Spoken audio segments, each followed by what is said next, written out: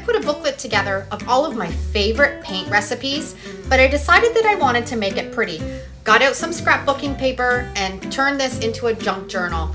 Used a little bit of glue stick and some packing tape to seal up the front and back cover and put all of those pages together. I decided to put a page of notes between each paint recipe too, and then if I'm using one of them, I can make notes about how my project turned out.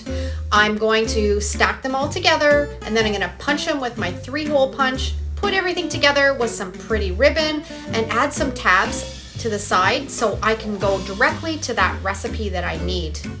This booklet's available in my Etsy store if you want to grab it, because it's such a great resource to go and look up any type of paint recipe that you want to use for any of your DIY projects.